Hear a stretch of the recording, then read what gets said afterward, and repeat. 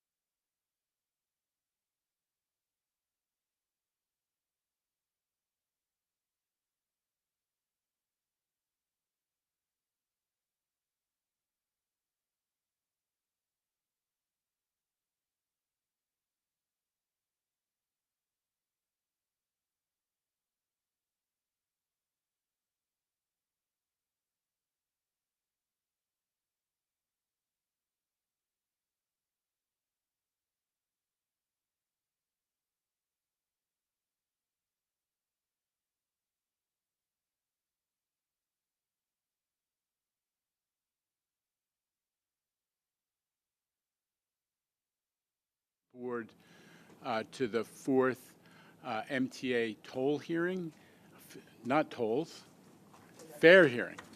My general counsel always corrects me. The MTA fare hearing, and we're going to start off by hearing the usual safety announcement for those in the building. Your safety is of the foremost importance to the MTA. Therefore, we ask that you listen and adhere to the following instructions. If you witness an emergency, notify emergency personnel in the room and call 911 immediately. Please follow any audible instructions provided through the public address system or visually on screens in the event of an emergency. If an alarm sounds, wait for a public address announcement and follow instructions. If told to go to another floor or to evacuate the building, leave all unessential items behind and use stairwell A just across the main hallway or stairwell B down the hallway past the elevators. If you have a mobility disability or cannot self-evacuate, please proceed to stairwell D or E for assistance by MTA staff or emergency personnel. An automated external defibrillator, AED, for use by trained personnel is in the main hallway just past the elevators. If you need assistance during an evacuation, please tell an MTA staff member or emergency personnel. Thank you and have a safe day.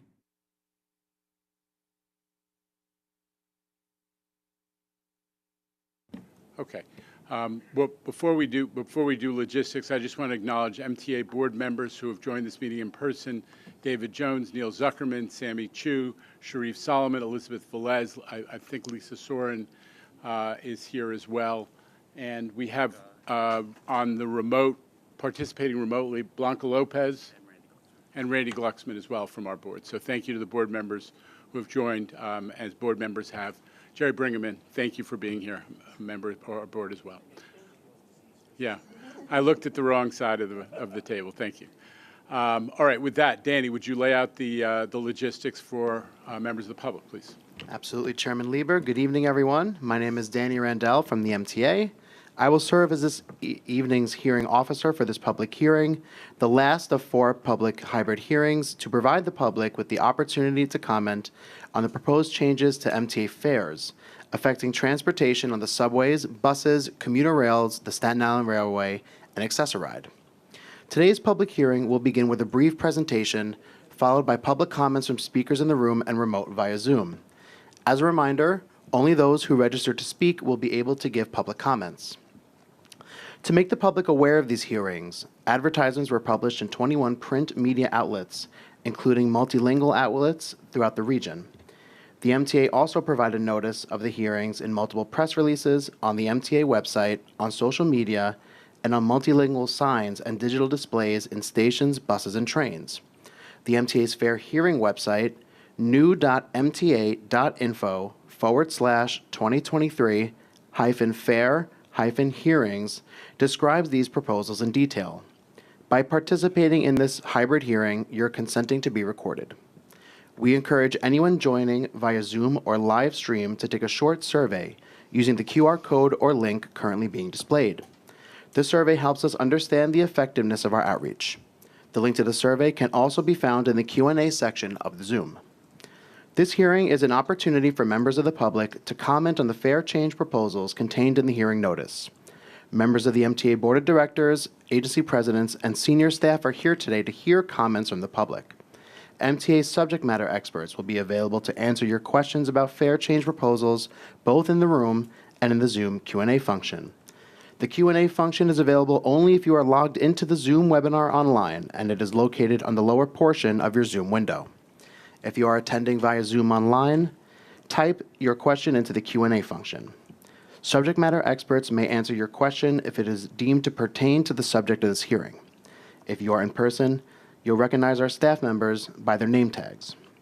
Members of the public can also provide comments, ask questions, or make requests on the Fares Hearing website, new.mta.info/2023-fair-hearings.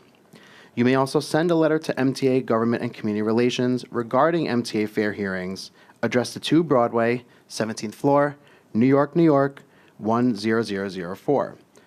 Or you can call the public hearing hotline at 646-252-6777. Telephone agents are available from 6 a.m. to 10 p.m. daily.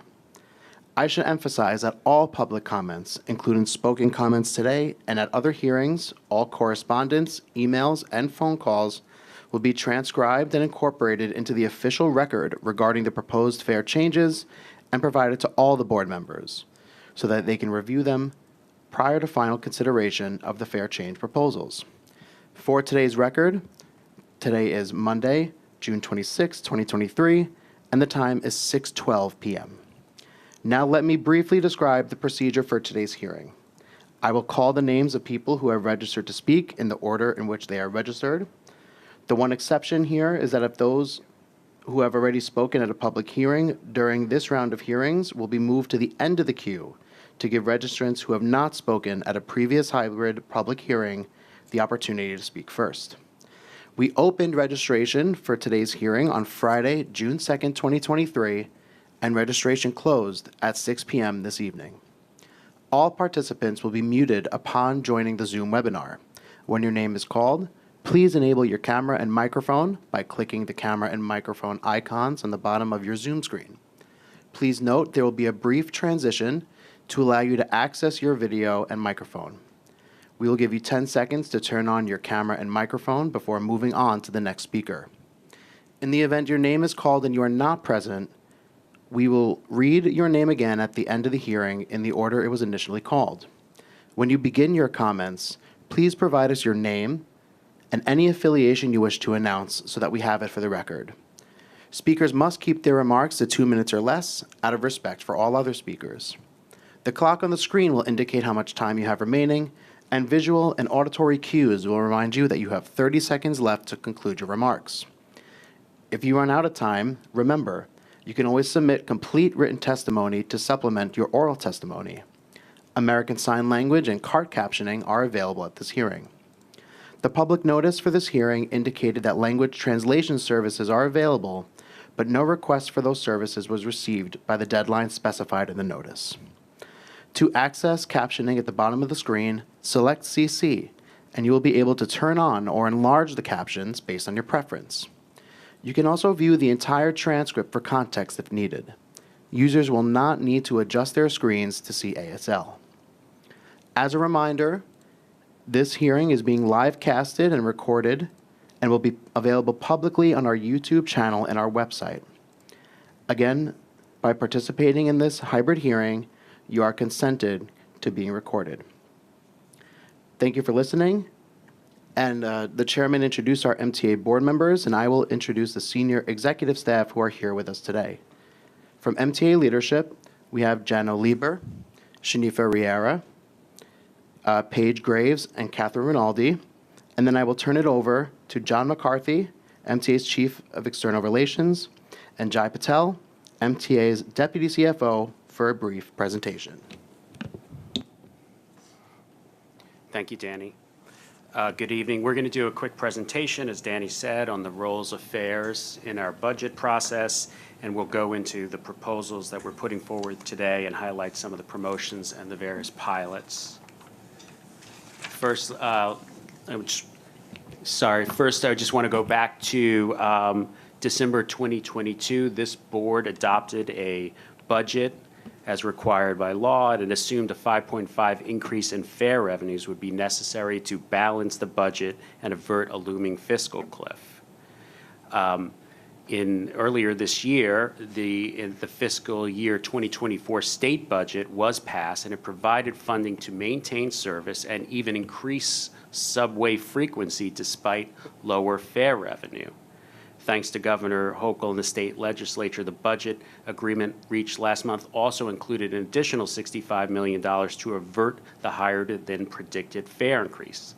That means we were able to bring down this 2023 fare increase from 5.5 increase down to a 4% increase in revenue. The budget deal did require the MTA to increase operating efficiencies. We'll go into that a little shortly, and return to the practice of biennial fare increases. Now I'll turn it over to Jay to go through our budget. Sure. Thank you, John. A quick overview of the sources of MTA revenue and how it's spent. Farebox revenue represents about 27% of our total revenue.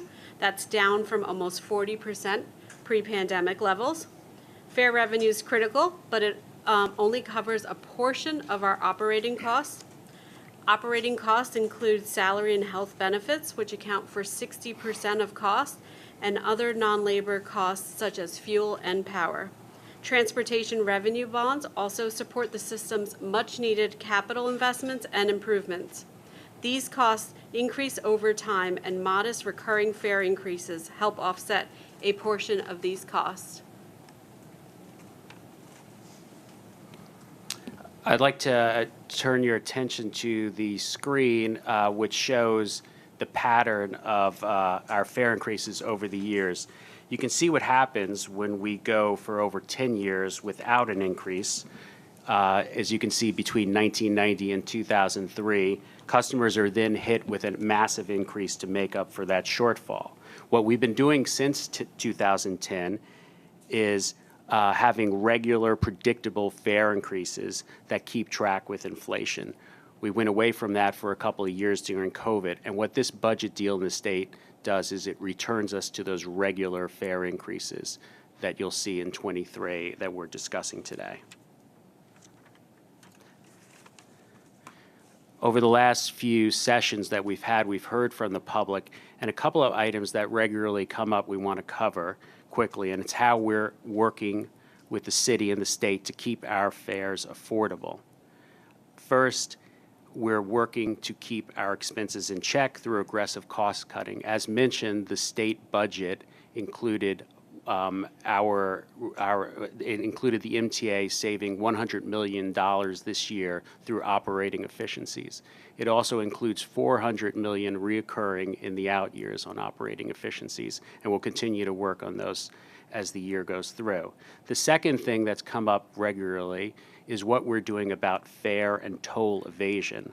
We recently received a report from a panel put together by Chair Lieber that discussed ways we could improve our approach to fare evasion and preventing it, specifically the redesign of the fare areas and different approaches to how we enforce fare evasion. We encourage people to look at that report, and we will be coming back to the public with the steps we've taken in the months after that report came out. The third thing we're doing is meeting the needs of low-income customers through our Fair Fares program that we work with the city on.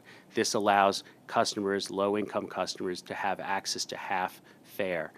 It's very important for the public who are eligible to understand the eligibility and make sure that they apply and receive that benefit.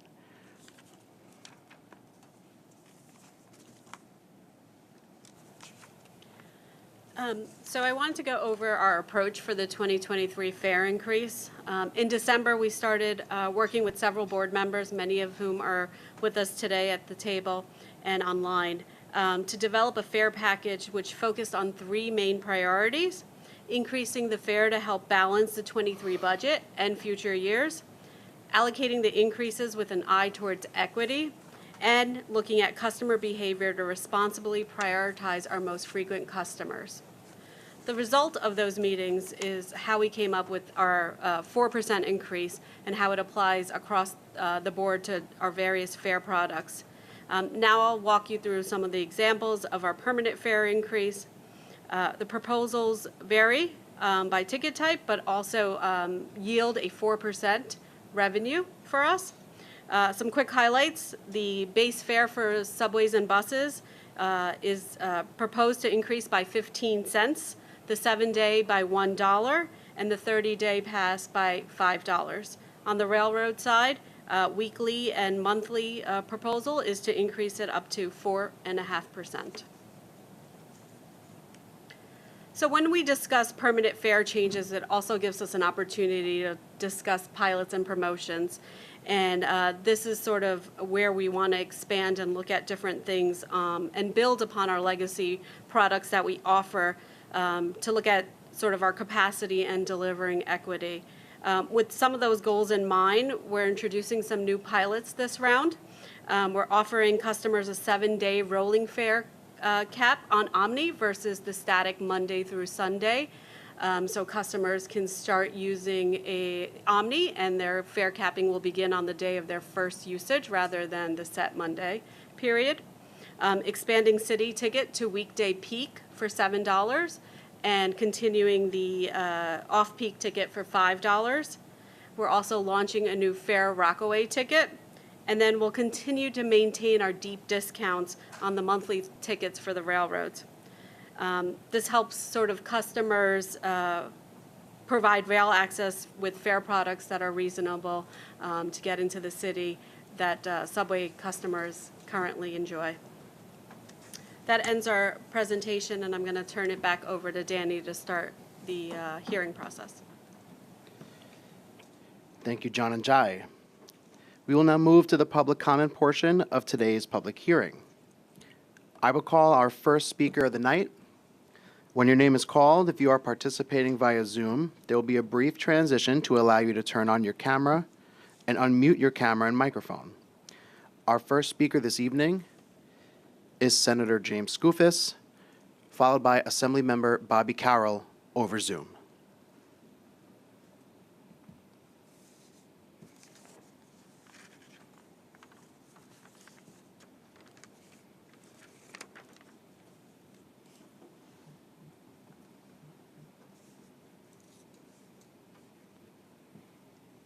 Hi, good evening, everybody. Thanks for allowing for the opportunity to participate by Zoom. I just stepped away from a Disney animated film with my toddler to join you tonight. I appreciate the opportunity. Look, I'll try and be brief here. Chair Lieber, you and your administration, I really am grateful to you all for, as long as I've been involved, paying more attention to West of Hudson needs and service than I've seen at any time from the MTA, so I thank you. As you know, however, there continues to be a substantial value gap. For every dollar we put into the system in Orange and Rockland counties, we receive far less than a dollar of service. Meaningful steps have been taken to close that value gap, but that value gap still remains and is substantial. Certainly during the budget process, the acknowledgement was made to carve out from the payroll mobility tax increase, not only west of Hudson, but all of the non-New York City MTA counties. This is the next opportunity to, I believe, continue to close that gap, and that is to waive this increase for Orange and Rockland riders, trying to rebuild ridership west of Hudson. The gap still remains, and to keep our fares flat, just as you all did the last time there was consideration for a fare increase, I think would be, I know would be a very meaningful step, an additional step in the right direction towards acknowledging the gap that exists. And again, I think rebuilding the faith and the trust and hopefully the ridership in Orange and Rockland counties that we're all collectively trying to rebuild. So I thank you for the time and the opportunity, and certainly look forward to continued partnership. Thank you, Senator, for your remarks. Our next speaker will be Assemblymember Bobby Carroll over Zoom, followed by Juliet Lindsay in person.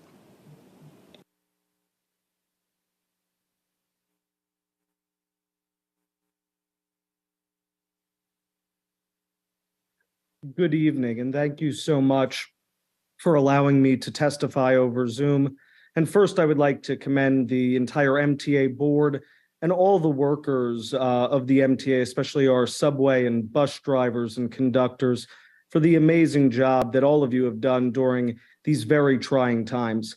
But I testify today to urge you to hold off from increasing the fare on subway and bus riders in New York City. I understand the constraints and the issues around the operating budget of the MTA, but until we recover our ridership, I think it is not prudent to increase the fare, especially when we are about to implement a first-in-the-nation congestion pricing program that I think will change the dynamics and drive so many more New Yorkers onto subways and buses. And further, I think we have an opportunity. The legislature failed the MTA this year by only implementing a payroll mobility tax on New York City businesses when it should have done it regionally, so that we have a truly regional transportation network that is paid by all of our businesses. If we are able to do that and then increase ridership, then I could understand increasing the fare at a commensurate rate as previous fare increases.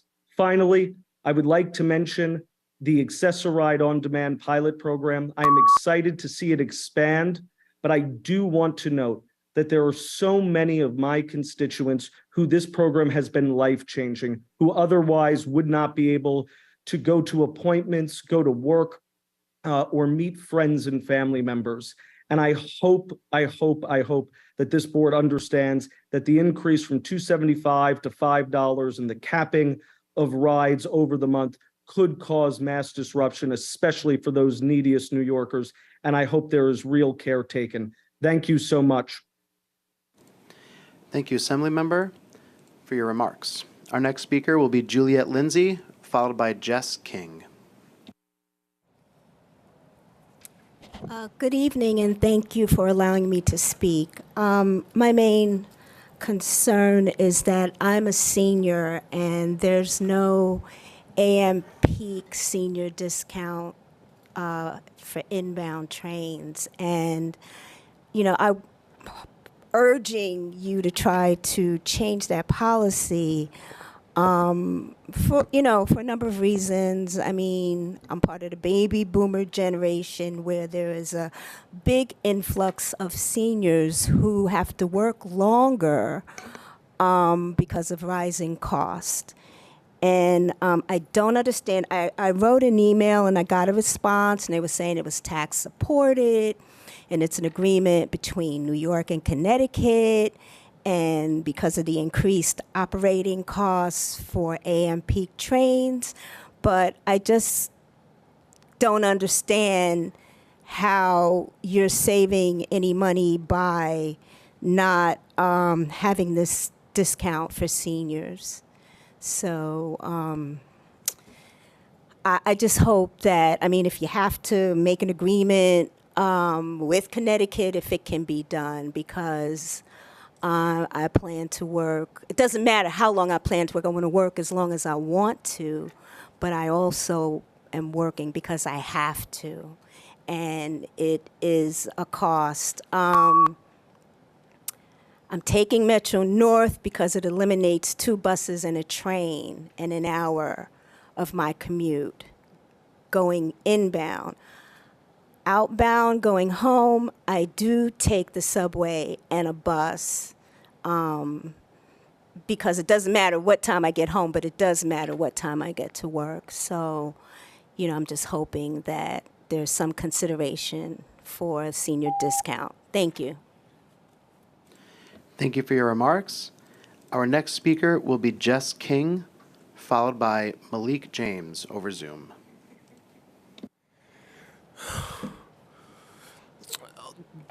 Good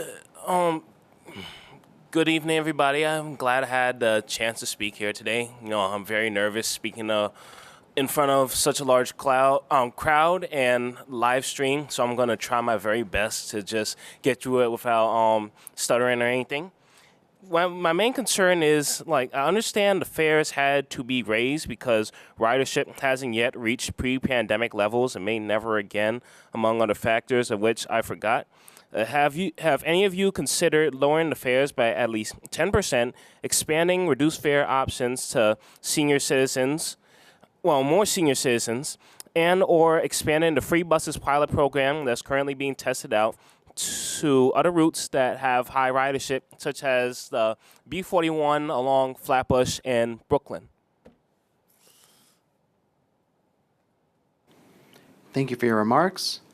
Our next speaker will be Malik James over Zoom, followed by Michael Stanton over Zoom.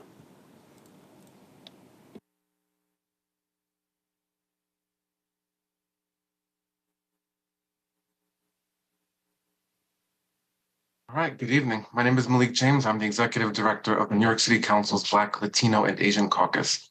I'm speaking tonight to express my opposition to the MTA's proposed fare increases for New York City Transit and the proposed elimination of the Atlantic Ticket Program.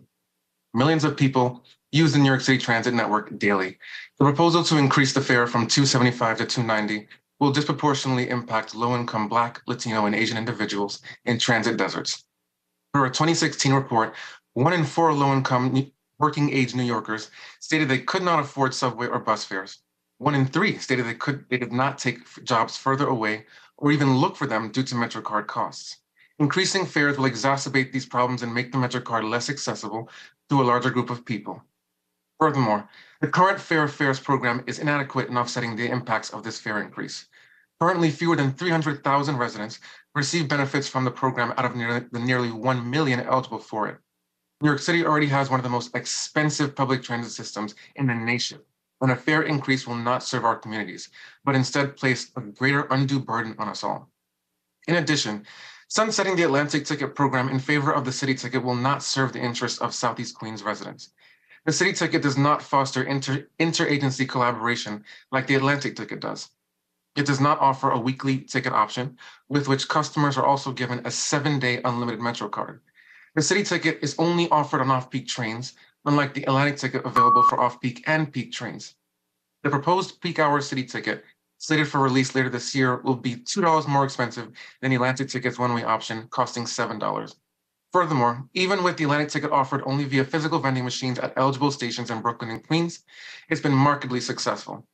Between February and May 2022, there was a 10% increase for single tickets, resulting in 14,000 one-way tickets sold, and an increase of weekly passes sold to 723 tickets. A large number of Black, Latino, and Asian New Yorkers rely on the Atlantic ticket program. Eliminating it would prove detrimental for economic recovery. Proving these proposals would be harmful to New Please Yorkers. conclude your remarks. You on them. Thank you. Danny, I just want to remind folks in the room that staff is available to answer questions in the room and over the Zoom function, so please don't hesitate to ask them. Thanks. Thanks, John. Our next speaker will be Michael Stanton over Zoom, followed by Betsy Lindor in the room.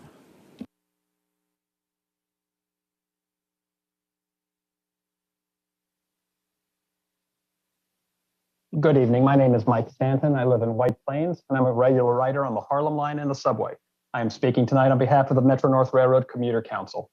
No one likes a fare hike, but we recognize that supporting the system with reasonable, planned increases is critical to keeping it in good financial health and for maintaining the reliable service that is crucially important to riders. Adding more creative and flexible fare offerings will help encourage ridership around the system while reducing the financial burden of a fare increase.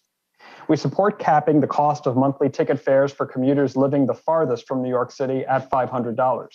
We support the 4.5% increase on weekly and monthly tickets that would still be at a lower cost than pre-pandemic because of the 10% discount implemented last year. We support capping any ticket increase greater than 6% at a maximum increase of 50 cents per trip. And we support standardizing the off-peak discount across Metro-North and the Long Island Railroad. We also support rolling Atlantic ticket into City Ticket, but the newly expanded City Ticket must include the option to purchase a weekly ticket that allows transfer to and from subways and buses. Removing the weekly takes away opportunity from people who need it most. Instead, it should be expanded so that Metro-North riders within the city have access to this service as well. Without the transformative investment in transit passed in this year's state budget, we would be looking at far greater fare hikes and potential service cuts. We appreciate that Governor Hochul and the state legislature acted to reduce the planned biannual fare increase. Investing in transit means investing in millions of riders around the region who depend on trains and buses every day. Better transit means access to more employment, education, and recreational activities. Discounts to incentivize frequent ridership are key to getting this right, as is improving service on Metro-North and around the MTA system. Thank you for the opportunity to comment and for considering our input. Thank you for your remarks.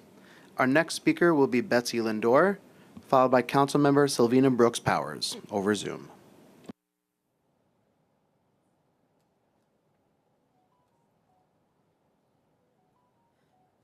I stand here?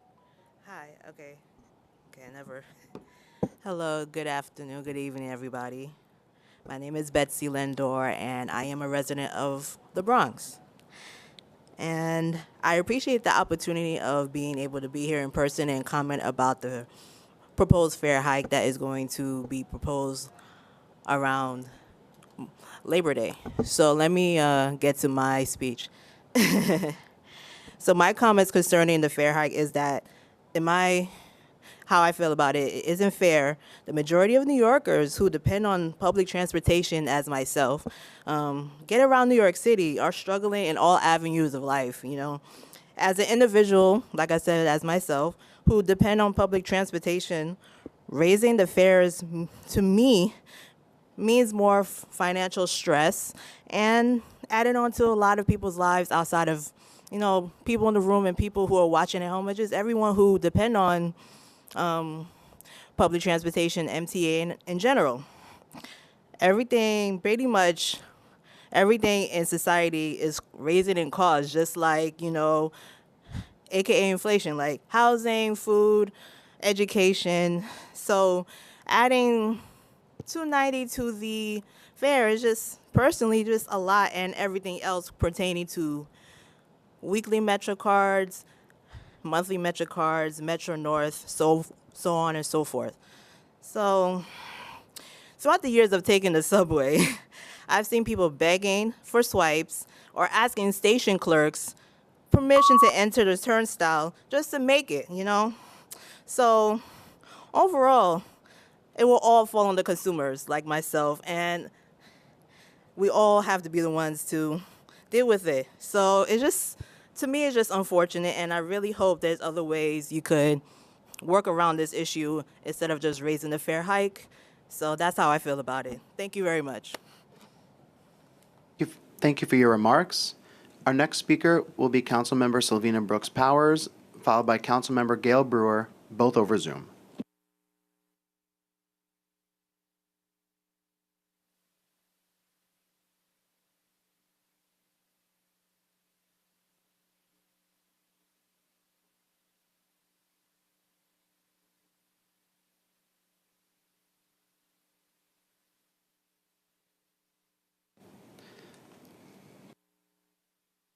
Good evening. Can you hear me? Yes. Okay, so good evening again. My name is Sylvina Brooks Powers. I am the council member representing District 31, which includes parts of Southeast Queens and the eastern end of the Rockaway Peninsula. I also chair the City Council's Committee on Transportation and Infrastructure.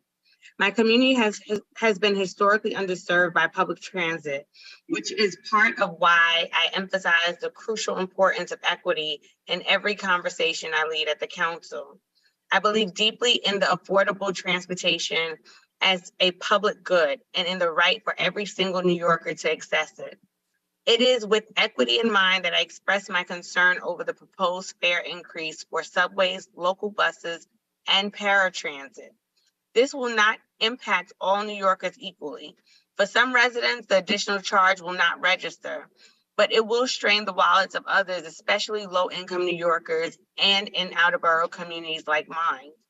I note that the council is fighting hard to ensure this year's budget includes an expansion of the city's fair fares program to ensure more residents in need can ride at a reduced rate.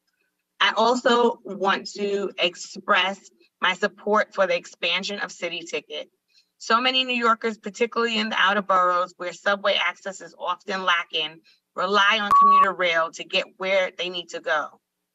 I appreciate the MTA's efforts to extend the City Ticket program to Far Rockaway, though the MTA should work to make City Ticket accessible for rail trips both ways, to and from the Far Rockaway branch. Finally, expanding City Ticket should not mean doing away with the Atlantic Ticket. The Atlantic Ticket pilot program has been a lifeline for working class New Yorkers in transit poor areas of Southeast Queens and Brooklyn. And both the weekly purchase option and the free subway and bus transfer are what make it workable. Please conclude your remarks. In these transit deserts, if the Atlantic Ticket is eliminated, the price of a peak hour commute out of Southeast Queens could nearly double. Rather than eliminating the free transfer, we should extend this necessary option to all users of City Ticket. This will allow New Yorkers to fully utilize the MTA's vast transit network at a more reasonable rate. All New Yorkers deserve reliable, high-quality transit options at rates everyone can afford. And following a budget in which the state made record investments in the MTA operations, Please I conclude your encourage remarks. this board to prioritize equity as you consider the changes proposed today. Thank you so much. Thank you for your remarks. Our next speaker will be Councilmember Gail Brewer, followed by David Feliciano.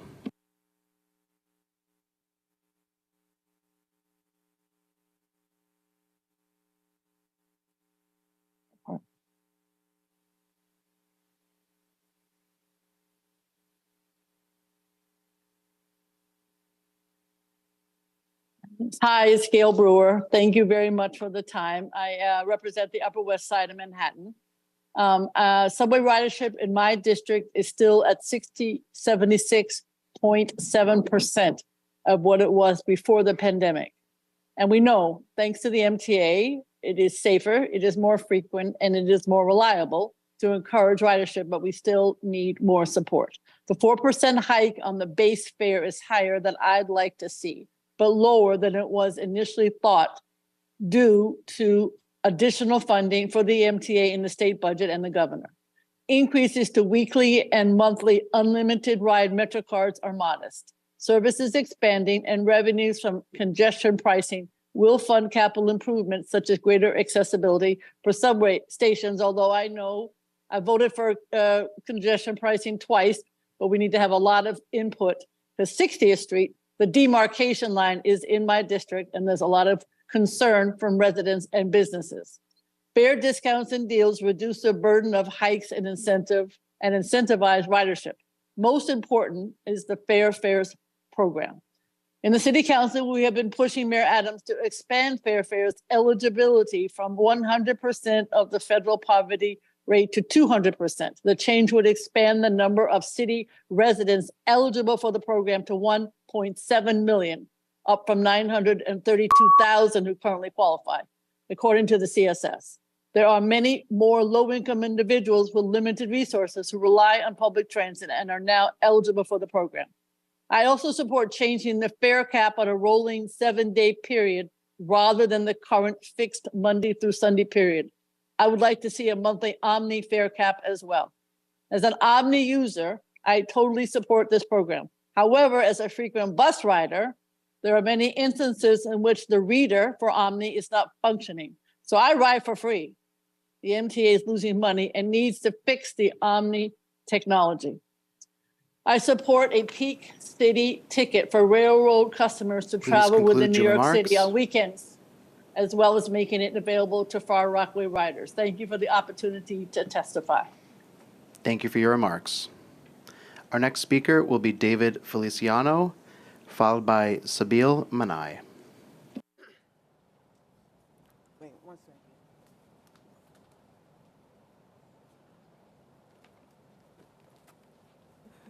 Good evening. Mic's not on. Hi. Hi. Good evening, everybody. Thank you for coming. Thank you. I'm from Claremont, the Bronx. As you may not know, the fares and up tolls are still going less than price and per day. Like I'm not just on, I'm not just paying fares. And, I'm always paying fare with multiple times and every time.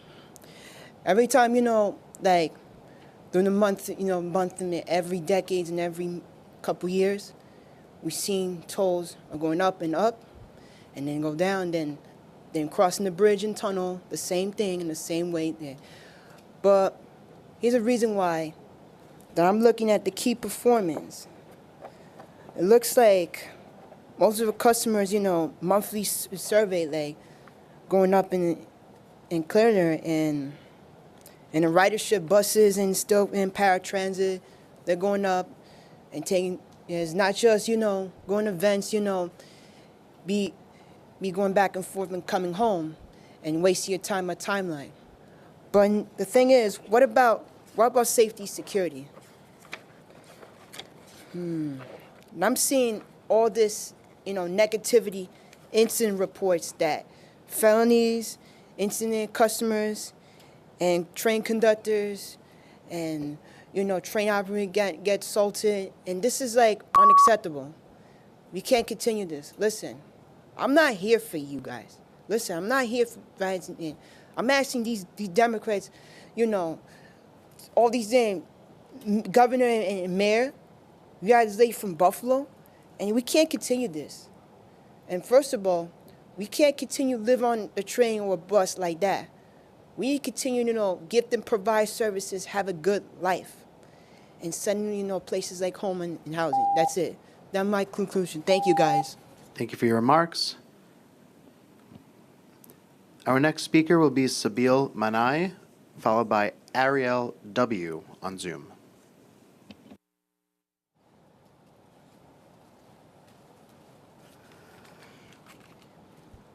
Good evening. My name is Sabil Manai, and I'm a student at the New York City College of Technology studying applied chemistry. Thank you to the board for this opportunity to allow me to speak out against the proposed fare hikes and to tell my story as well. I strongly oppose the fare hikes and implore each and every member of the board to reject this proposal that would further the financial burden of students. I urge you to instead support the expansion of the Fair Fares program and encourage all New Yorkers that will encourage all New Yorkers and students and increase the usage of mass transit. I was born and raised in Brooklyn, and I have been utilizing New York City Transit for as long as I can remember. I use the trans daily to go to school and to go to work. I also use it to see my friends and my family. I rely on the subway every day to take me from point A to point B. I reside in South Brooklyn, and to get to school, I have to take the R train. And to get to work, I need to take the N train, then I need to take the D train. My livelihood depends on the train, and so do other students, and so do millions of New Yorkers. I would also like to add that I got to this very hearing using the train, and I will get home later today using the train as well. A price hike now is going to affect other students and the millions of New Yorkers who take the train every single day. The majority of CUNY students do not live on campus, and therefore it requires them to commute every single day. I chose to attend a CUNY school to stay in New York City, to stay in New York City and learn in the city that has taught me everything that I know. As a student, it will be difficult, combined with the financial challenges of college and the tuition price increases. Please I urge you conclude your to remarks. reconsider. I urge you to reconsider for the livelihoods that depend on mass transit and to take into consideration the students who are the future of this city. Thank you. Thank you for your remarks. Our next speaker will be Ariel W. over Zoom, followed by Vittorio Bugatti over Zoom.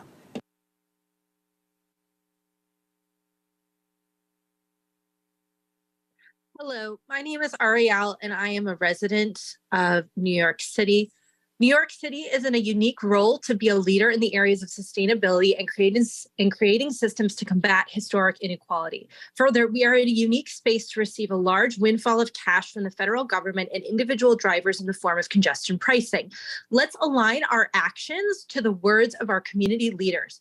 Any effort in conflict of making MTA subway and buses free for all New York City residents is an idea that brings more negative consequences than good and does not entice people, nor does it entice people to return to the office. Rather than spending valuable budget funds on reduced fare, complex marketing promotions, and enforcement of evasion, I propose we waive all subway and bus charges to all New York City residents. In terms of cost cutting, I am curious about the volume of work being given to select MTA staff in certain stations based on my current run-in with a key retrieval. A 15-minute task was unnecessarily turned into a 60-minute game by a bored MTA associate who was being babysat by a shadow associate. After an hour, I was asked to purchase cigarettes for said MTA associate. If there truly is a shortfall of funds after congestion fare cash and labor reorganization, I propose a special tax be added to private jets and all helicopters flying into and out of the greater tri-state area to combat any remaining shortfall of the MTA and potentially receive funds from the hotel occupancy tax. No one needs to fly privately into or out of New York City, but many people rely on mass public transit. In conclusion, I propose we finally walk the walk about caring about equity and climate change. Any effort in conflict of making subway and buses free for all New York City residents is the wrong direction, as our main priority should be to create free public transit. Please conclude your remarks. For all New York City residents. Thank you for your remarks. Our next speaker will be Vittorio Bugatti, followed by Miriam Greenfield.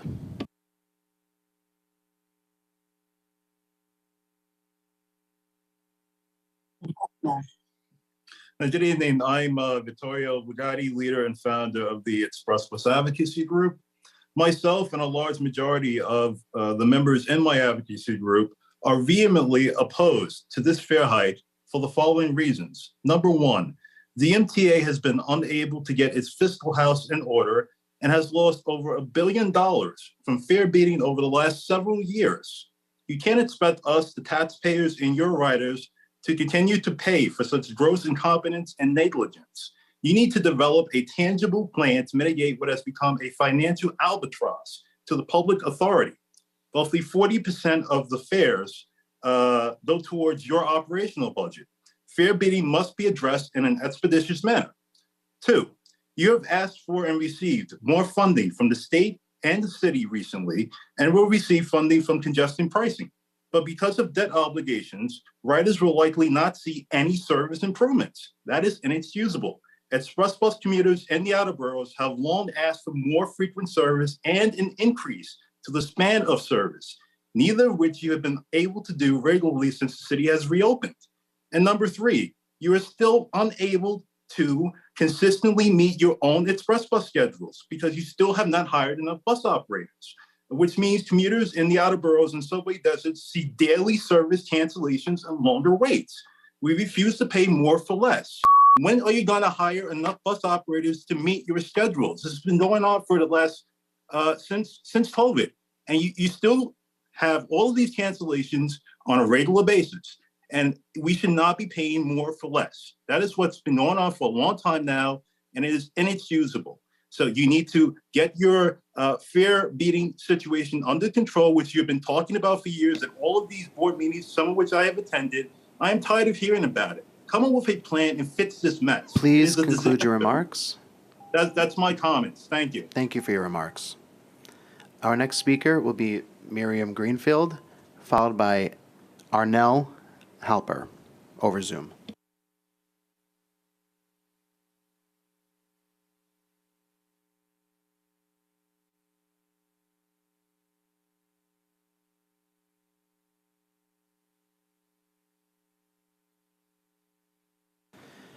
Our next speaker will be Arnell Halper, followed by James Giagiello.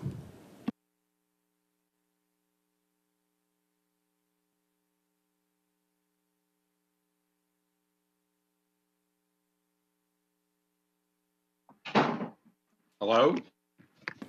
We can hear you. Yes. Fare evasion it's like almost everybody going on the trains is like jumping the turnstiles. It has become absolutely ridiculous in reference to the fare evasion. And I think the crime on the subway could be being stopped by stopping the fare evasion. Today I was on the Long Island Railroad. I saw 5 police officers standing in an overhead thing, doing absolutely nothing, standing together. They have to be either in singles or doubles, but they got to be out there. There's got to be addressing the fare evasion, because that's where the problem starts. Once you stop the people that are getting on the subways for free, problems will be a lot simpler. There should be no reason why homeless people are on the New York City subways. At the end of the line, the subway should be cleared of all passengers on the New York City subway. It's unacceptable that people do not want to ride the subways because of the homeless that are on the subway. It's not a situation that should be continued. Scooters should not be allowed to be blocking. This goes on the Long Island Railroad, and I was assaulted on the Long Island Railroad about a month ago by somebody who had a scooter on the subway on the Long Island Railroad, who felt that his scooter should block 4 seats. There should be enforcement on the Long Island Railroad of people who block seats. People should not be able to use multiple seats, have their feet on the seats, their bags on the seats. Parking restrictions maybe should be handled sort of like what they have in Cambridge, maybe making it so people would take more public transportation for non-residents, that there only be restricted parking in the New York City area to New York City people. That way we get people who are not legally insuring their cars in New York State to be in New York State. Thank you for hearing me. Thank you for your remarks. Our next speaker will be James Giagiello, followed by Frederick Monderson.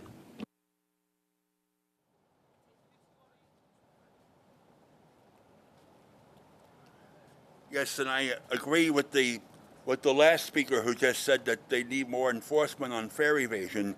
There have also been instances where I've seen station booths unmanned, and that also leads to fare evasion, and that also leads to could lead to other crimes as well. So if you put people in the station booths, that will help stop the fare evading. That will also help stop the crime in our subway. Also, some other issues I want to point out about the inequity of the bus shelters. I recently wrote a letter to some local Queens newspapers about this, and while riders on the Q12 and Q15 routes, they have to stand while waiting for their buses, especially in the area of Roosevelt Avenue from around Bound Street to Sanford Avenue, while riders on neighboring routes like those on Northern Boulevard and Main Street, they have the comfort of the bus shelters where they can sit down while they're waiting for the buses, and that's not right. We have a lot of elderly, handicapped, and disabled people who can use the bus shelters, and they need to be able to sit down while they're waiting for the bus. It's not right.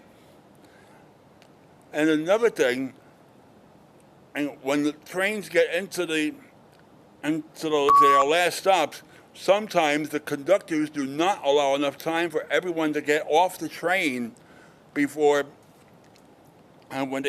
taking a train out of service. That's at the end of the train's day. And I've been caught on the 7 train several times trying to get off while they're doing this, and it's not right. They gotta give passengers, especially people like handicapped and disabled people, more time to get off the train before shutting the doors down. Thank you. Thank you for your remarks. Our next speaker will be Frederick Monderson, followed by Karen Hamilton over Zoom. Good afternoon. My name is Dr. Frederick Monderson. I speak in the name of the Society of Old Brooklynites. I am the newly elected president. We are about safety and security and about uniting the city of Brooklyn with the city of New York. I recognize that you people do a yeoman's job, but there are hiccups along the way. I remember back in '68, I was riding the trains for 20 cents, and I think that it's a big stretch to increase the fare today at 15. Why don't you take 5 and do some chipping at the top of the salary scale? I served the city of Brooklyn for more than 100 years. I was chairman of Transportation and Community Board 8 for 22 years. In a number of ways, I've been helping you guys do your job without getting any kind of recognition. I was a part of the struggle to save the Franklin Avenue shuttle. I wrote about 8 articles for the Daily Challenge. I worked with Helmut Lessall for the reconstruction of Eastern Parkway and the Franklin Avenue shuttle garden. I fought for the elevator at Brooklyn Museum along the 2, 3, 4, and 5 line. I fought for handicap accessibility on buses. The rails at Eastern Parkway at Utica for those streams of people who come out so that they would have some measure of security in the streets. I worked with Helmut Lessall, and we had intended, well, I was chairman of Transportation Board 8, we intended to name the Park Place subway stop on the Franklin Avenue shuttle for Helmut Lessall. His wife is here today. And, Please conclude your remarks. I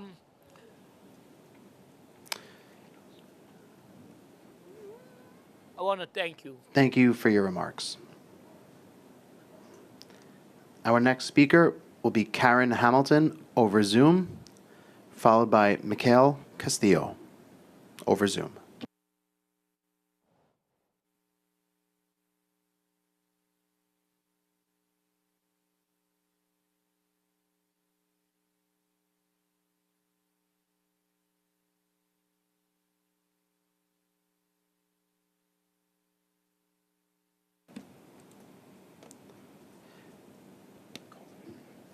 Karen Hamilton, you're our next speaker. Please make sure that your microphone and camera are enabled, and make sure that once your screen updates, you can begin your remarks. Okay, our next speaker will be Mikhail Castillo.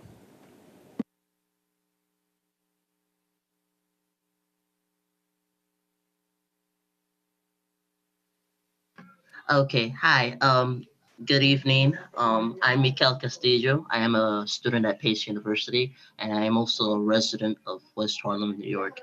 I strongly oppose to this fare increase for a lot of reasons, but the main ones have to do with how our city is treating with infrastructure lately. Just yesterday, I heard that the L train got derailed around in one of those boroughs, and it's an alarming sign of how, like, people who are in the government system are being neglected in terms of how they treat the transit system. And if they're going to increase the fare, then they should, like, speed up those like trains, like those waiting times for those trains, because, like, especially on overnight hours where, like, people are going out having fun at night.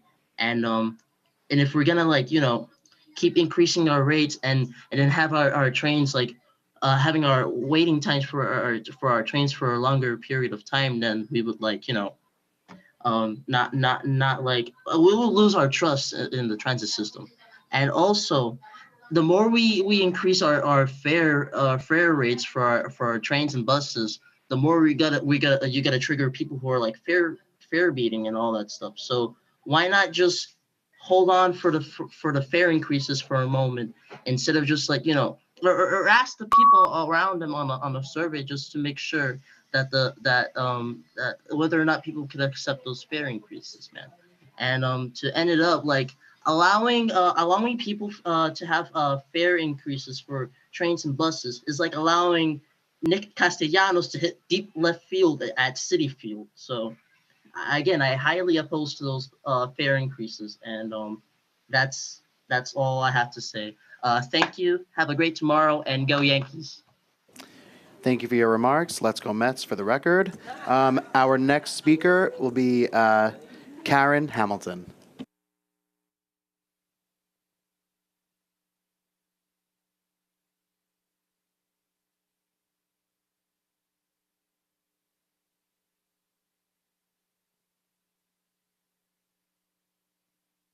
Hello, my name is Karen Hamilton, a Southeast Queens resident and lifelong transit rider. I'm speaking on behalf of the New York City Transit Riders Council. We recognize the efforts of Governor Hochul and the state legislature in preventing a 5.5% increase. And we realize this 4% increase is happening in a post-COVID environment with inflation, reduced peak ridership, and different commuting patterns. And we understand increases can present a financial hardship to riders. We also understand that planned incremental increases are needed for the financial health of transit and continuity of services. And so there will be an increase in fare costs. Riders will also see increases in midday, evening, and weekend services on lines with off-peak growth. And attracting riders with safe, frequent, and reliable service is important to the system's recovery. Improvements funded with congesting pricing revenue will help ensure those goals. And riders need to see transit as a good value financially. We advocate more creative and flexible fare offerings to encourage ridership. We support the proposed Omni rolling 7-day weekly fare capping over the current fixed schedule and introduction of a monthly fare capping pilot. We support the lower proposed increase of $1 to the weekly Metro card. We support rolling Atlantic Ticket into City Ticket as long as the option to purchase a weekly ticket with included transfers to subway and buses remains. The weekly ticket is vital to commuters underserved by the subway. We support raising eligibility to fair fares to 200% of the federal poverty level and expanding fare discounts to New York City commuter rail stops. We support increasing outreach and simplifying the application. We support the continued efforts to make the subway and commuter rail stations ADA accessible. Thank you for the opportunity to comment and considering the views expressed. Thank you for your remarks. We will be taking a brief break after this next speaker. It will be Tehani Gunaratna over Zoom.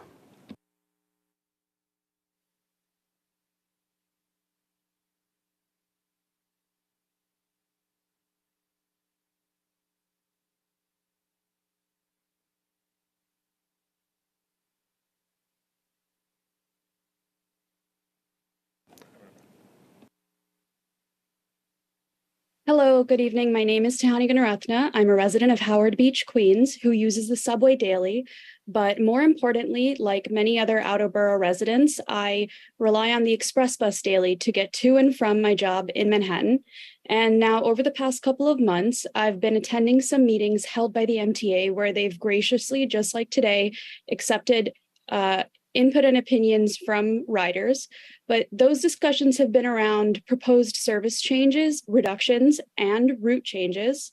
Now, those we opposed considering the fact that the service now even is very intermittent, as Mr. Vittorio Bugatti, the express bus advocate leader mentioned before.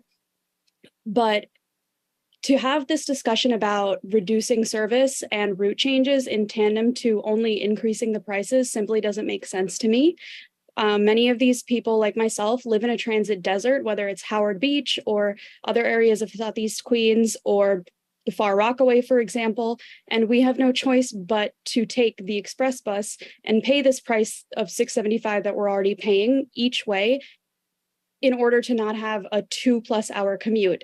So these proposed service reductions and route changes in tandem with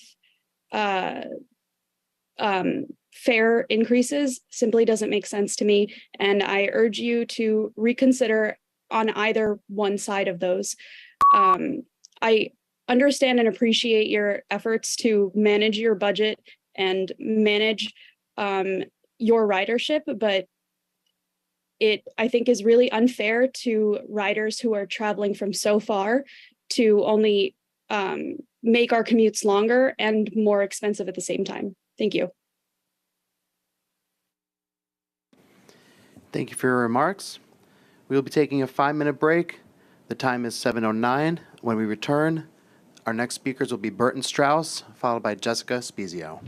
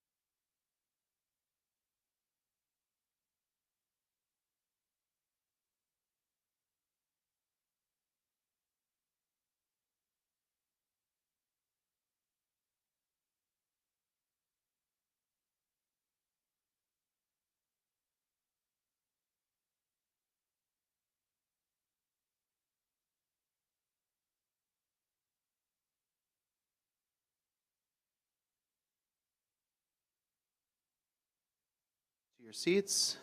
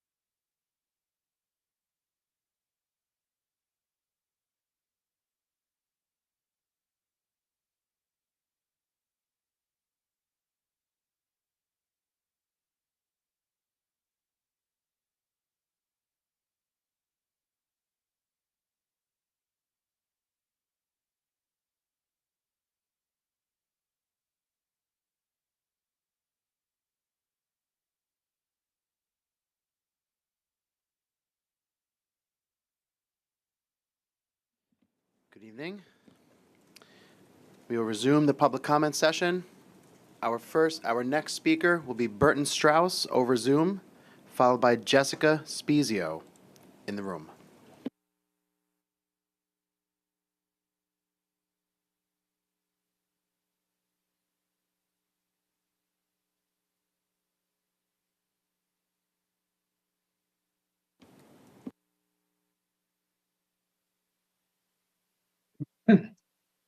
My name is Bert Strauss. I'm a regular rider, and I'm speaking as Vice Chairman of the New York City Transit Riders Council. We appreciate the important actions that Governor Hochul and the state legislature took to stabilize the MTA's finances and ensure that the fare increase is lower than it otherwise would have been. We thank them for recognizing transit as the essential service it is. No one likes a fare hike, but the late Richard Ravitch showed us that smaller planned increases are critical to keeping the system in good financial health and maintaining and improving service. Funding in the budget even allows for more service on some more heavily traveled lines. Getting riders back on board is a key to our ongoing recovery, and safe, frequent, affordable, and reliable service is important to attracting people to transit. Improvement funded with congestion pricing money will make for smoother rides. Adding more creative and flexible fare offerings will further encourage ridership.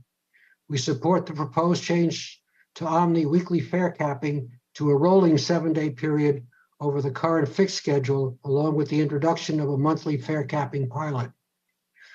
We support the lower $1 increase to the weekly that is most used by lower income riders. We support rolling Atlantic Ticket into City Ticket, but the newly expanded City Ticket must include the option to purchase a weekly ticket that allows transfer to and from subways and buses. Removing the weekly takes away opportunity from people who need it most. We support raising eligibility for fares to 200% of the federal poverty level and expanding fare discounts to commuter rail within New York City. Thank you for the opportunity to comment and for considering our input. Thank you for your remarks. Our next speaker will be Jessica Spezio, followed by Maria Poroj. Good evening. I'm Jessica Spezio, speaking on behalf of the Permanent Citizens Advisory Committee to the MTA PCAC. Who wants to pay more? But riders are the ones to suffer when transit doesn't get the money it needs. Dick Ravitch taught us that, and we were honored to have him speak at a PCAC meeting where he talked about the importance of funding the system. Thanks to Governor Hochul and the state legislature, we'll see a lower fare hike and subway service increases. Express bus reliability remains a problem for riders, with ongoing cancellations during rush hours. We hope this can be addressed with additional fare revenue. Overall, more creative and flexible fare offerings will encourage ridership. We appreciate that City Ticket is being expanded to include peak travel and support rolling Atlantic Ticket into it, but urge you to keep the weekly ticket option that allows transfers to and from subways and buses and adding it to e-tix so more people can take advantage of it. We support changing the Omni weekly fare capping to a rolling 7-day period, along with the introduction of monthly fare capping. We support raising eligibility to fair fares to 200% of the federal poverty level and expanding it to commuter rail within New York City, with increased city funding. We support capping the cost of monthly ticket fares for commuters living the farthest from New York City at $500. A 4.5% increase on weekly and monthly tickets would still come out at a lower cost than pre-pandemic because of the 10% discount implemented last year. We support capping any ticket increase greater than 6% at a maximum of 50 cents per trip. We support the MTA's effort to find savings from efficiencies and in fighting payment evasion. Safe, frequent, affordable, and reliable service is important to attracting people to transit. Improvements funded with congestion pricing money will make for a smoother ride. Thank you for your consideration. Thank you for your remarks. Our next speaker will be Maria Paroge, followed by Matthew Bushies over Zoom.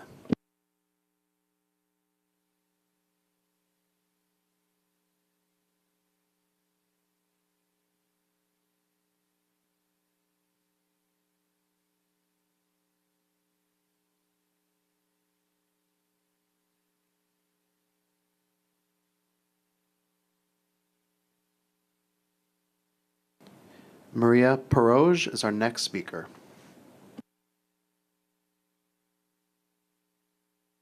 We will return to her later on. Our next speaker will be Matthew Bushies over Zoom, followed by Carl Pereira.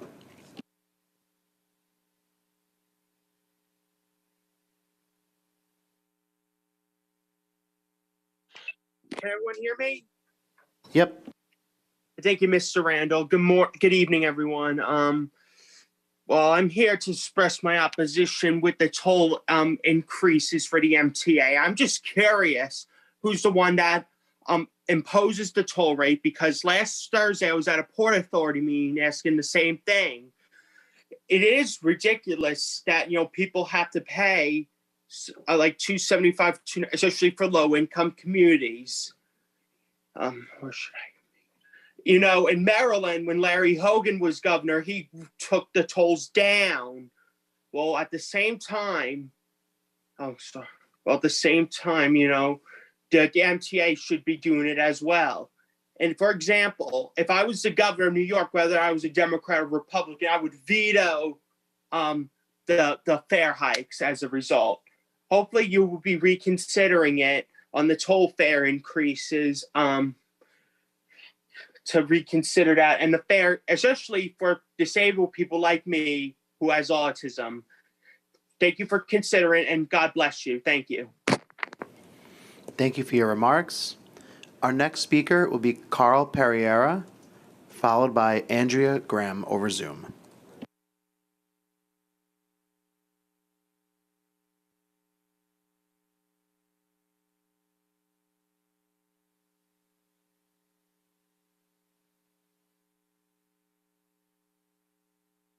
Can you hear me?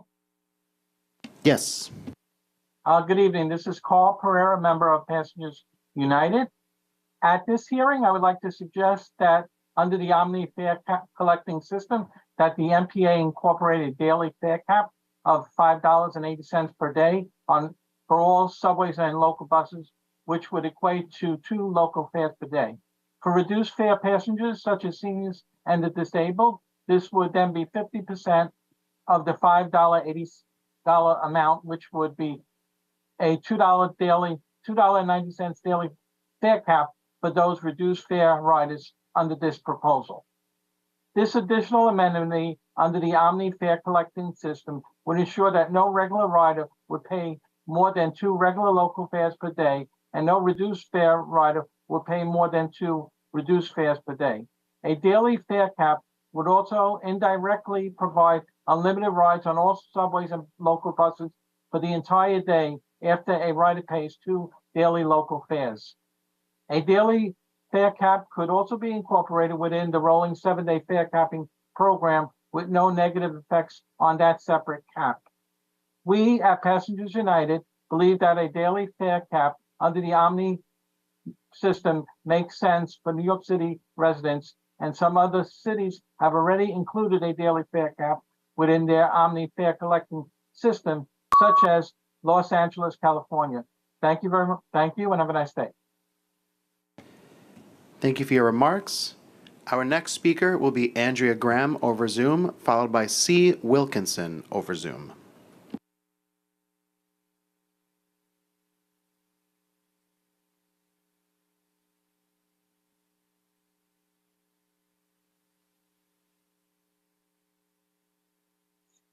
Good evening.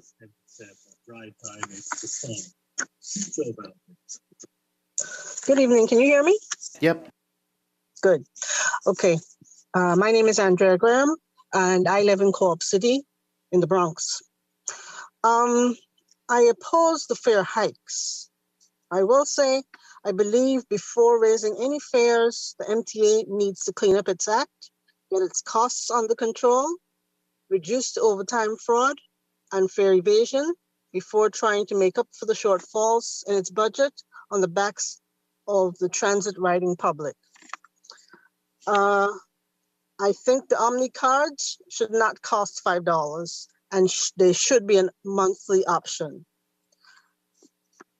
The reason I oppose these fare hikes is one, the number 6 train, which every single day has issues. There are always delays. I transferred to work in Westchester because of this train. The BXM7 express bus is so unreliable. It's always missing buses. They're always late, and there are no explanations, and there is no one to call. The fare on that bus should be reduced to $5. My poor daughter has had to take Uber and Lyft to be able to get to work on time because of that bus.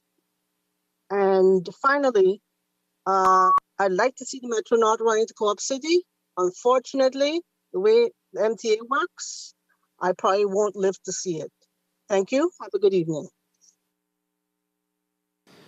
Thank you for your remarks. Our next speaker will be C. Wilkinson over Zoom, followed by Lisa Daglian.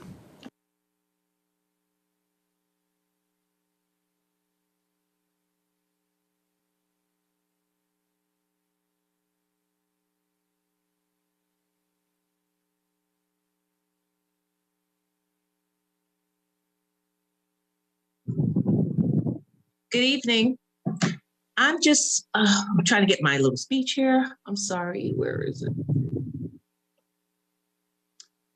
Good evening. It is inevitable MTA fares will increase. However, MTA fares should impact everyone, which would include all MTA employees, MTA retirees, MTA board members, New York City Transit employees, etc. No one group of employees or persons should be excluded from the impact of MTA fare increases. Every morning when I take the Brooklyn bus to the train, besides seeing the continuous fare evaders, MTA New York City Transit employees, retirees are continuously observed not paying their fair share of MTA fares. All other employees, retirees are required to pay MTA fares to go to their jobs, except MTA and New York City Transit Authority employees. Make them to pay to go to work, just like every other employee using buses and trains. Additionally, New York State, New York City, and the federal government should be conducting independent external audits of all MTA books to ensure monies allocated on a consistent basis to fill MTA's stopgaps are spent for the improvement of MTA services for customers. Thank you. Thank you for your remarks. Our next speaker will be Lisa Daglian, followed by Garland Roberts.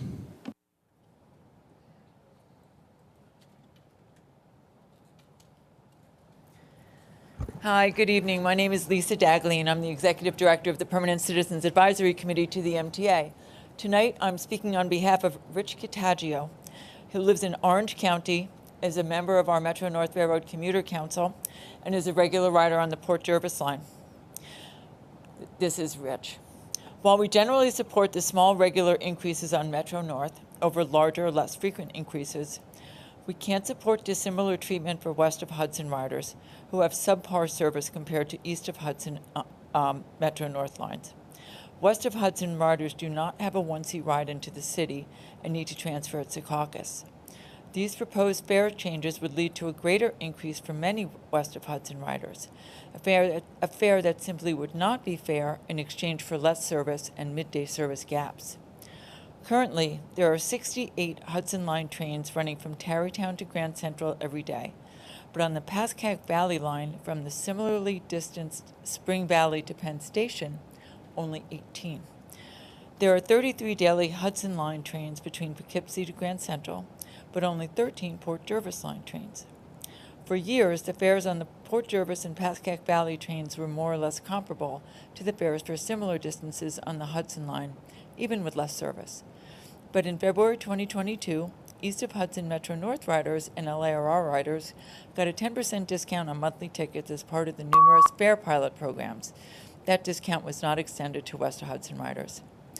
This year's proposed fare hikes use the 10% discounted monthly rate to calculate increases for East of Hudson Metro North riders and Long Island Railroad riders, but the regular higher rate for West of Hudson riders.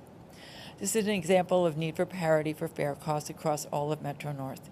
We ask you to look into the concerns raised by County Executive Ed Day about increases up to 7% on some West of Hudson lines that already get less service. Thank you for the opportunity to comment. Thank you for your remarks. Our next speaker will be Garland Roberts, followed by Natasha Elder over Zoom.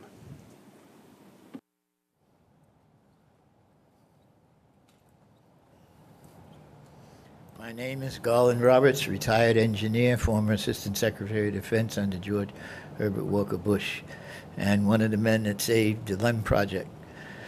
I've been an activist also with Leroy Callender, that was the bridge man, when we used to parlay under the bridges on wiring and everything else to check bridges and stuff. All the way back to Mayor Lindsay, and even fighting with Abe Beam when he wasn't doing the proper repairs and everything else. I'm totally disgusted, because I did win one Friday where they found that I was right about them messing over the seniors and others that have disability cards that get the temporary situations, because you can't put a monthly or a weekly on those, only value, and these people would lose all that money and be crying in front of me at 161st Street where they got their replacement cards. Also, as a person that had been involved with a lot of the human factors engineering, I've sent things in to you about the situation on your buses with the having to put a limit on the size of different carts.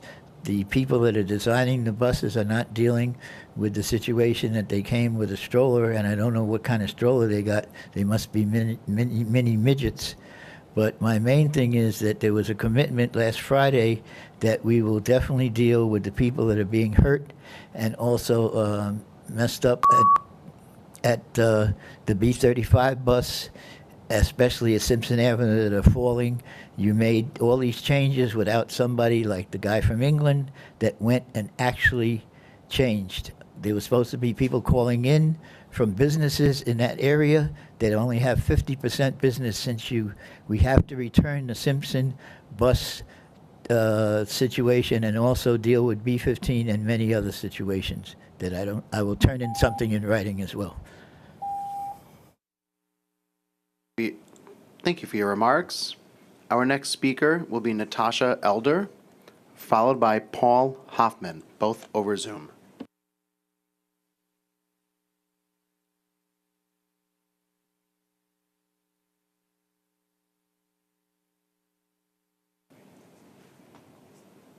Hi, good evening. My name is Natasha Elder, and I am the Regional Director for NIPERC with the Shop Hangers campaign. Thank you for the opportunity to testify today. We urge the board to reject the proposed fare hike and support expansion of fares to include all college students and New Yorkers at 200% of the federal poverty level. For many years, the MTA has been overly reliant on fares from riders. The drop in ridership during and after the pandemic devastated and decimated our mass transit system. Even today, the system is not back to pre-pandemic levels of ridership, and a fare hike may very well disencourage riders from returning to the system and should be the MTA's last resort, not among the first. It honestly should not be on the table at all. A fare hike will exacerbate affordability challenges for New Yorkers and the affordability challenges for New Yorkers as inflation continues to drive up the cost of living. A recent study by United Way shows 50% of working age households do not even earn enough to cover their basic needs, such as housing, food, and transportation. Riders, including the college students that we work with, contribute to the city's economy and culture and deserve mass transit that works for them. Affording transportation to get to and from class can be the difference between earning a degree or dropping out of school altogether. We need ways to make transportation equitable and affordable, and fair fares have the capacity to do just that. When comparing the MTA's revenue sources with other similar urban transit systems in the country, we see that the MTA's pre-pandemic fare burden is much higher. The other systems treat mass transit systems much more as an essential service with higher subsidies from dedicated non-volatile taxes like sales tax. The MTA should call for additional municipal and state funding, reduce reliance on volatile funding schemes, and implement other budgeting solutions such as getting a handle on the system's alarming debt burdens. Again, we urge the board to reject the proposed fare hike and to support expansion of the fair fares and to all college students and New Yorkers at 200% of the poverty level. Thank you so much. Thank you for your remarks. Our next speaker will be Paul Hoffman, followed by Constance Lesold.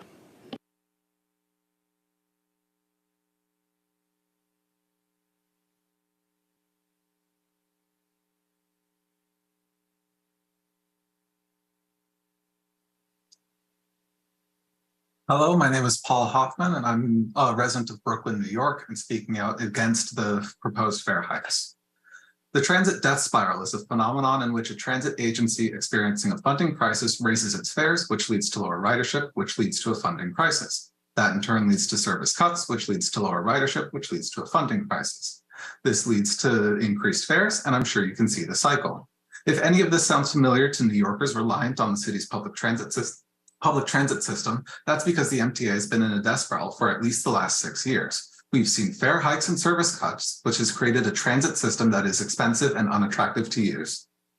This gets to the MTA's actual problem. They do not have a funding crisis, they have a ridership crisis. The MTA is focused on revenues from peak hour riders, which is unsustainable in the post-pandemic work-from-home world. The most successful and sustainable transit systems are not those in which people use it out of necessity, but by choice. Agencies in which riders travel not just for work, but to go a few neighborhoods away for lunch rather than a few blocks, grab dinner across town rather than order delivery, or go to a distant park on the weekend will have a resilient and reliable ridership base, which in turn leads to more consistent revenue.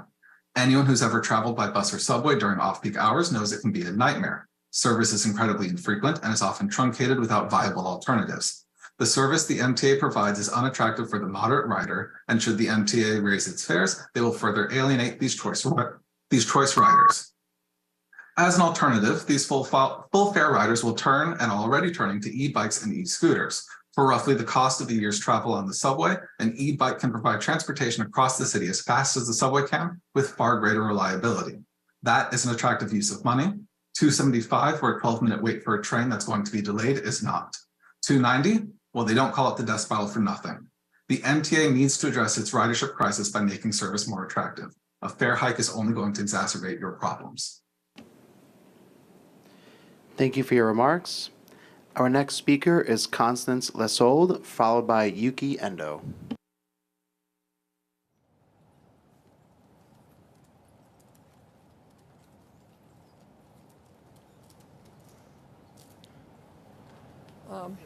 My name is Constance Lesold, and I'm representing the Eastern Parkway Coalition today, which has been pretty silent for many years, and thanks to these hearings is coming back to life. I have helping me Elizabeth Espera from Bay Ridge, formerly from the Philippines, and Skip Roseborough from Bed-Stuy. They're all in Brooklyn. What the MTA and the TA, you are the arteries and the veins of the city of New York.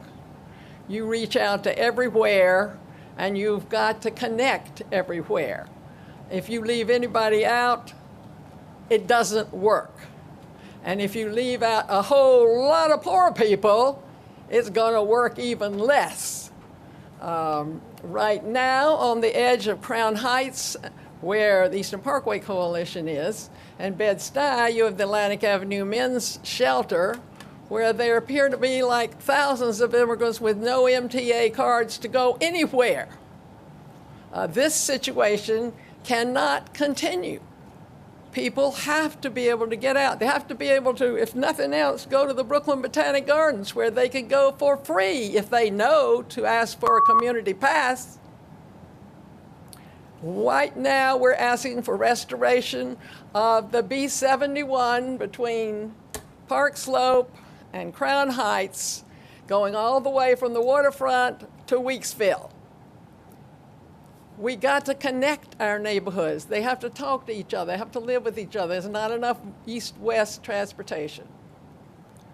Thank you very much. And we also want the bus back that goes across the Brooklyn Bridge so Please that we conclude can your get remarks. to the hearings and to City Council, which you Thank you for your cannot. remarks. Our next speaker will be Yuki Endo, followed by Jacqueline Cruz over Zoom.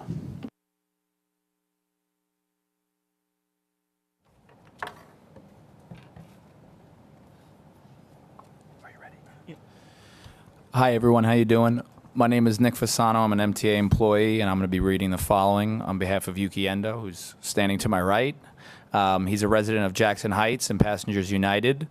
I oppose the fare increase on MTA service because Nassau County Bus, Westchester County B-Line Bus, and Roosevelt Island Tramway will also have to join the fare increases as well. The fare increase will affect many low-income areas who depend on the MTA subways and buses, Nice Bus, B-Line buses, and the Roosevelt Island Tramway. It's also because of fare increases that some people are fare beating and they can't afford to pay. Also, express buses should remain $6.75 and work with Westchester County DOT to lower B-Line BX M4C, White Plains Midtown Express from $7.50 to $6.75, so BX M4C passengers can be able to use the 7-day Express Bus Plus Metro card.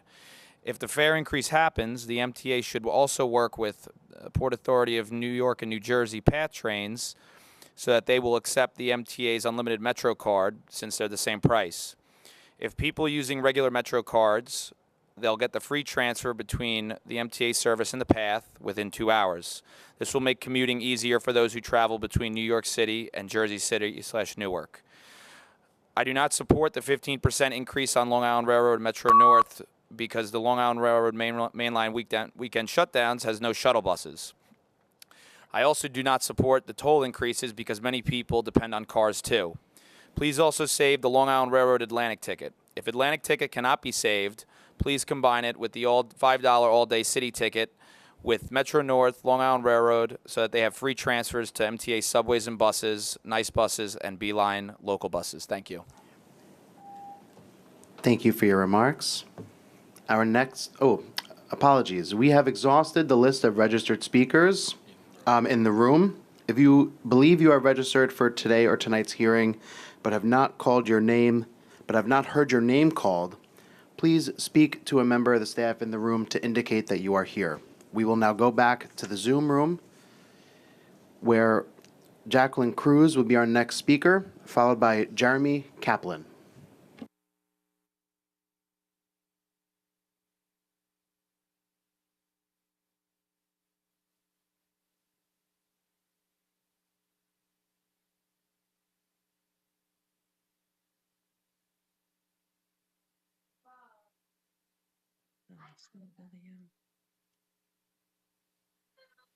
Okay. Hello, panel. I'm sure you've heard it all, and I'm not sure if it has made any difference, but my comments are for the other speakers, actually. If you're upset with the fare hike, imagine how drivers are feeling.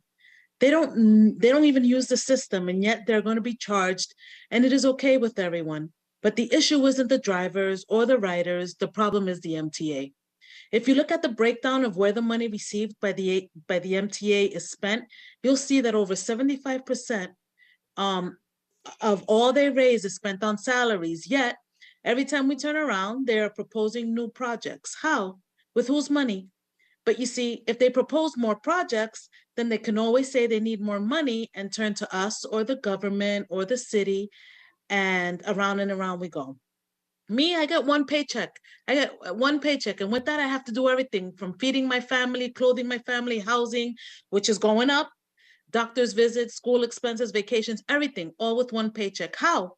Where is all the extra money supposed to come from? Again, one paycheck. 3.5% increase in rent, 4% increase the MTA is proposing, food is up. Where does it stop? The MTA, on the other hand, they don't worry because they can always turn to us for more money, and it is allowed to happen. They just say they need to fund a new project, and then they turn to us. Honestly, there is no way that New York City is going to get out from under the MTA if this is allowed to continue. Since the hikes are already going to happen, the drivers are going to be punished in the name of the MTA. I propose no more projects. I would like to see a list of all the projects currently underway by the MTA. Those projects should be on a big billboard in Times Square, and aside for an emergency, no more new projects are to be proposed or started until those are taken care of. That way, the MTA cannot say that they need more money, because the money raised should go specifically to finish those projects. Please conclude your remarks. After the projects are completed, we can move on to other projects. By the way, this is what budgeting is. Thank you for your remarks. Our next speaker will be Jeremy Kaplan, followed by Gary Young.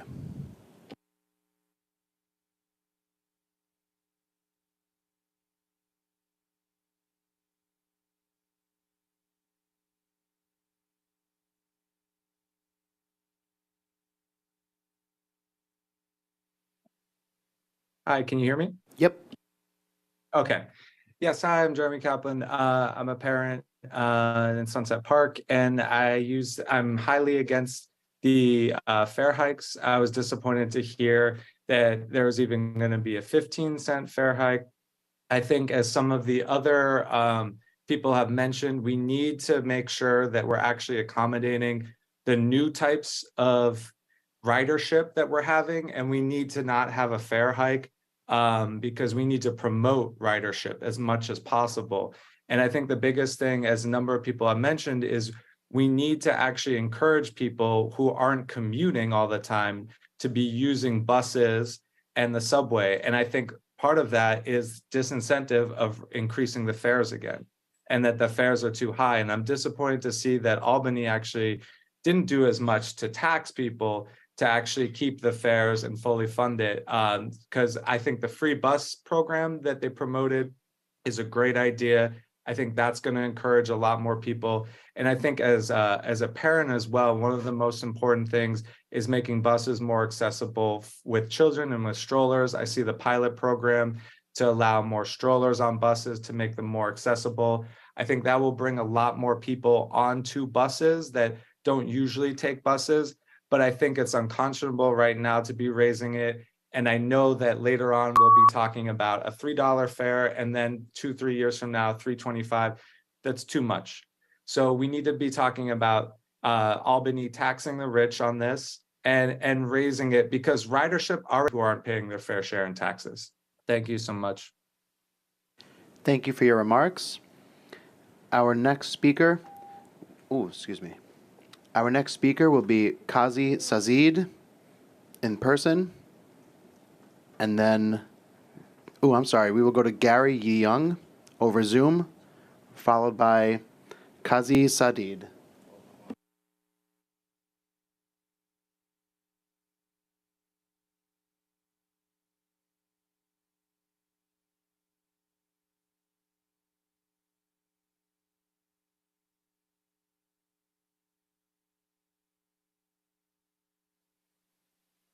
You guys hear me? Yep. Hi, good evening, MTA board members. I would just like to start by saying that I am sick and tired of the constant delays and service slowdowns on the Queens Boulevard line. But service has been really inconsistent for decades now. 12-minute service on weekends is just not cutting it for that line. Ridership is very heavy, and we deserve more service there. Next, for the record, I support the overall a lower increase for Easy Pass or a higher increase for cash fares. We should be incentivizing people to switch to the more efficient way of paying via Easy Pass. For the subway and rail increases, let me make clear, I do not support the fare increase, but I understand that it's a necessity. MTA do have a budget, understand, and the budget requires MTA to increase the fares. What I do have a problem with is the amount of fare beating I see on a daily basis. Let me ask you, why should honest New Yorkers pay the fare when others take it for free? You see it in every single station, every single bus routes along every single borough. The paying ridership, which includes seniors and low-income riders, we all pay fares. We also pay taxes. Why should we pay double when we pay taxes and the fares? And now you're increasing the fares, so we have to pay twice. To conclude, we need more Eagle teams on local buses. We need more undercover police stations. We need to end this entitlement of not enforcing the fares. I have read the Blue Ribbon report, but I don't know when we're going to start enforcing it. This year, next year, maybe never. In 2019, you also said we're going to enforce the fares, but it's been 3 years now, and we don't know what happened to that. The fare invasion cost agencies $690 million. We wouldn't need a fare increase. Please conclude your remarks. Thank you for listening to my remarks. Thanks. Thank you for your remarks. Our next speaker will be Kazi Sazid. Okay. First, I'd like to commend the MTA for expanding city tickets, even though I think there are more opportunities, especially with Omni. If the MTA wants to increase the fares, they need to give us better service. First, including improving the signaling system that fails constantly, even with CBTC on the Queens Boulevard lines. Tackling the homeless EDP situation that harass, assault, and kill innocent commuters, as well as force commuters to potentially take extra legal actions. But I want to talk about the elephant in the room, and that is the chronic mismanagement of the MTA of its finances, from consultants over-engineering stations on 2nd Avenue to contractors messing up work like the Culver Avenue CBT, or agencies like the LIRR having various financial bloat due to poor worker supervision, as well as outdated overtime rules. The MTA has been apathetic towards tackling the mismanagement of its agencies. Some solutions I think the MTA should do is renegotiating its labor deals, implementing a proof of payment system, which can save between $70 million to $240 million. And there's very much more. Thank you. Thank you for your remarks.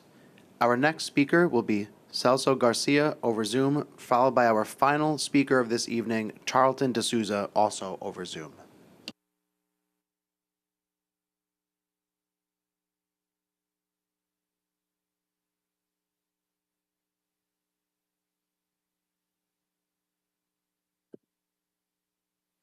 Hello, everyone. Just wanted to, ask a few questions as opposed to just give me a speech. I want to know if why is it so hard to retain employees and keep people on board in the most important jobs at the MTA? Are the employees being treated correctly? Isn't it more productive to help the employees by having better enforcement Can the numbers be released publicly, how the fare is being enforced? And why is the panel for fare evasion needed? That was just extra money being spent that could have been spent elsewhere because people already knew that fare evasion was going on. Why the sub presentations being presented at each meeting the same as opposed to being different for different meetings so we can give us more information? Also, will you ride the buses and trains and let your family ride the buses or trains anywhere in the system? In the Bronx, Brooklyn, high crime areas, in all boroughs, in all areas. Okay, is quality of life in the subways good and in the buses? Do customers avoid the trains, especially during off-peak or nights? Is crime in the subways really down? Is there really a fiscal cliff or is it a manufactured crisis? Is service adequate for 24/7 service? Is ridership up or people are not paying and the people that are not paying are not being captured? Please conclude your remarks. And can unnecessary technology programs be delayed? Thank you for your remarks. We have one additional speaker who identified themselves in the Zoom room. Our next speaker will be Charlton D'Souza, followed by our final speaker for this evening, CN.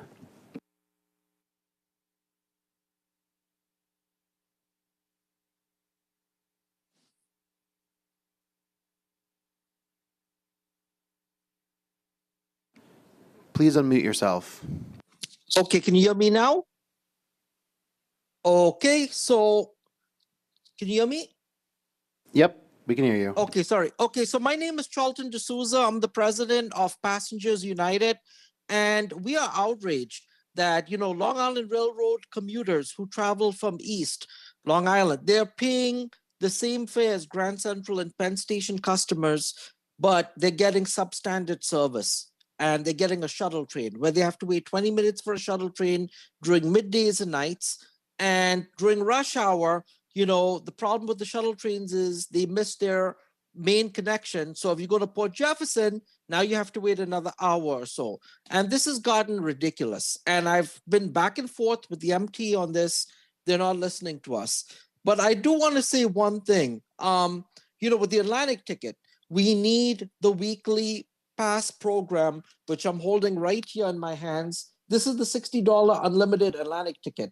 And this is the gateway that, opens up equity and speedy service to Southeast Queens commuters. This needs to be extended to Grand Central and Penn Station and at all hours. And in terms of having a $7 peak fare for city ticket, you don't need that. Just make it $5. And the off-peak fare should be $3.75. City ticket was always supposed to be $1 up above the regular subway price. That's how long I've been coming to these meetings. I know about city ticket. But in terms of the crime, people evading the fare, employees being assaulted, it's ridiculous. Now, in terms of fair fares, of course we support fair fares.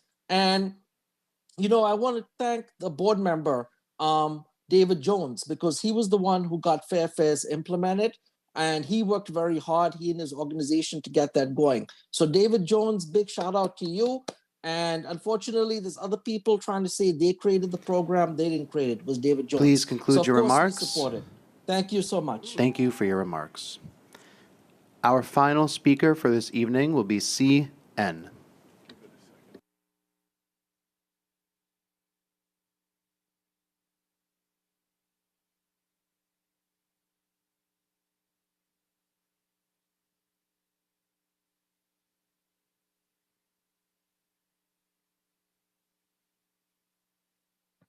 Hello, can you hear me okay? Yep.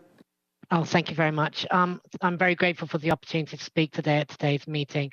I'm very concerned about the proposed raise to the copay on the eHealth on demand program for Access Ride passengers. $5 each trip instead of $2.75 is very high and concerning, especially when there's already going to be a cap on how much the MTA will pay for the rides so that anything, for example, over, I believe, $40 is up to the passenger to pay if they're on the eHealth on Demand program where they don't use the service so much.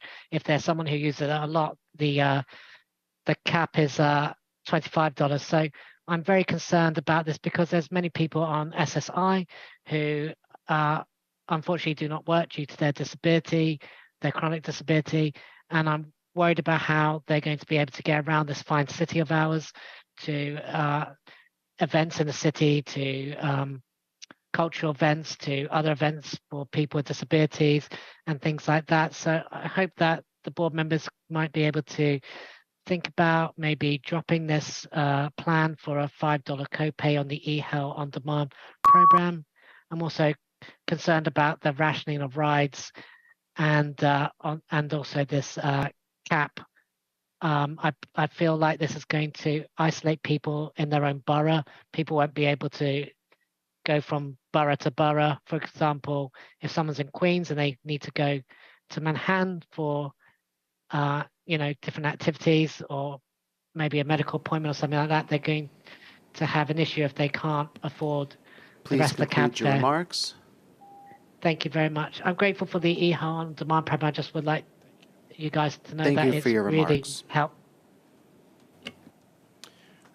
Before I turn it back over to Danny to close up shop for tonight, I just wanted our board to know that we have over 220 comments that were also received from the public by way of the other means that we made available, the public hearing hotline, the online comment portal, written mail, et cetera. We'll work to summarize those comments and get the whole transcripts from all the hearings that we just held over the last couple of days, as well as written comments that were received, and the board will receive those in the coming days. So thank you, everyone, for your participation. I also want to thank the staff that put these hearings on. Very happy with the programming. Back over to you, Danny. Thank you, Will. And thank you all for joining us this evening. The time is currently 8:03, and this concludes our meeting. Please visit the MTA's Fair Hearing website, new.mta.info/2023-fair-hearings. As a final reminder, in addition to the hybrid public meetings, there were other ways to provide comments, as Will mentioned before, including sending a letter to MTA Government and Community Relations regarding the fair hearings at 2 Broadway, 17th floor, New York, 10004, or the public hearing hotline at 646-252-6777. Telephone agents are available from 6 a.m. to 10 p.m. daily. Thank you very much. That concludes our meeting.